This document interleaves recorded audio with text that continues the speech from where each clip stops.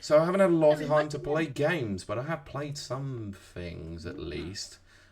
So a game that I picked up just before the Game of the Year show and played a little bit of it wasn't Mm-hmm. enough to justify putting it on the Game of the Year list, but I think now I may have made a big mistake and probably should have put it on the Game of the Year list. It is Okay. everyone's favourite indie darling from last year, Balatro. Hmm. My god, is that game incredibly addictive and incredibly fun.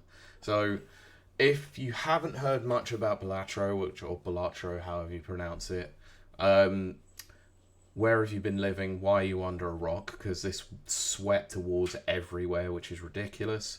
Um, so, it is a roguelike card based game, which is based on poker. So, unfortunately, when Oh. this game was first come out, it got hit with an 18 rating because deemed as gambling, which is very, Right. very strange.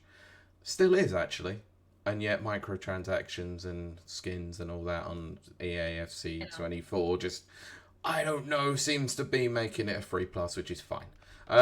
Anyway, so yeah, it's a roguelike uh, card game based on the hands of poker, but it has a little bit of twist with the fact that you get jokers. So jokers have different properties. So you can just it might be that you can gain multipliers on certain hands. So basically, the thing to do is that you have a set score that you need to get through on each hand.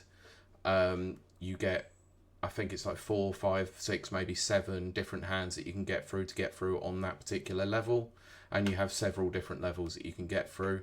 The third level of each particular section, and I don't know how many hands you have to go through to actually do a full complete run because I've not actually won yet.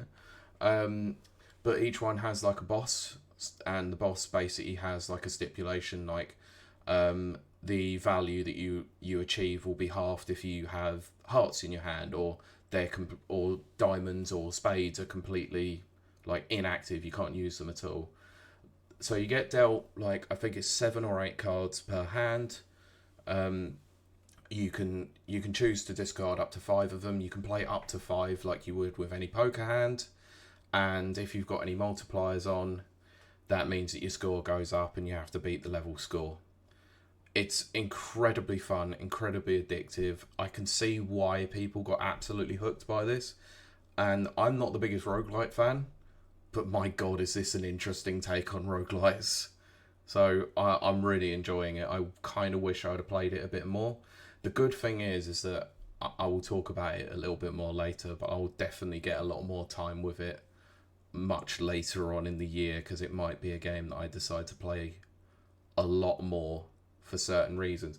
And yes, there is a mobile version of this, so is able to be played on the go as well. It's on Switch, it's on PC. I've been playing it on PC. I kind of wish that I had the Switch version now, but I actually have been quite like playing it with keyboard and mouse. Not that you really need the keyboard; it's just mouse controls, which makes it quite That's easy to good. control. But Yeah.